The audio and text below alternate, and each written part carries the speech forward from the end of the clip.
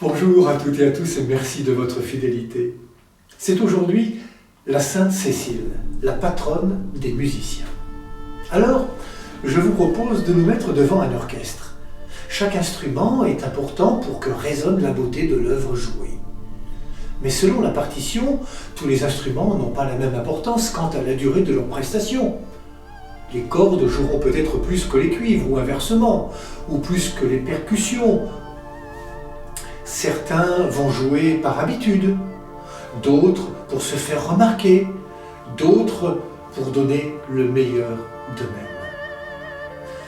Ce qui compte, au bout du compte, c'est ce qui est offert au public. Et cela va dépendre de l'investissement des interprètes. C'est un peu comme dans l'évangile de ce jour où les foules font leur offrande au temple. Tous les dons sont importants parce qu'ils permettent au temple de fonctionner et de signifier cette présence de Dieu au milieu de son peuple.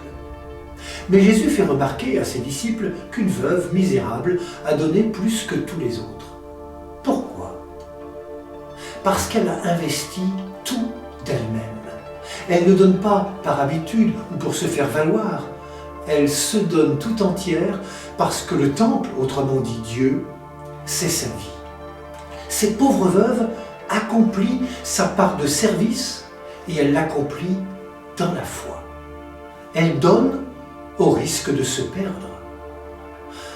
Dans l'orchestre, dans la société comme dans l'Église, il y a des personnes qui se donnent pour le bien du corps entier et bien souvent sans faire du bruit. Et si c'était cela, sans remettre à la Providence ?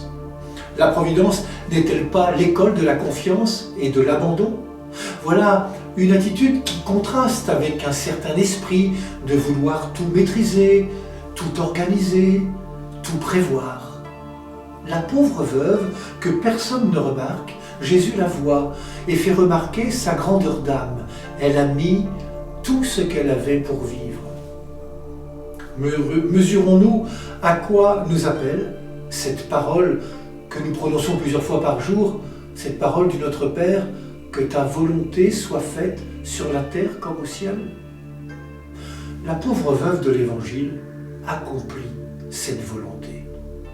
Laissons la mélodie du don habiter nos vies. Bonne journée à toutes et à tous, prenez bien soin de vous et des autres.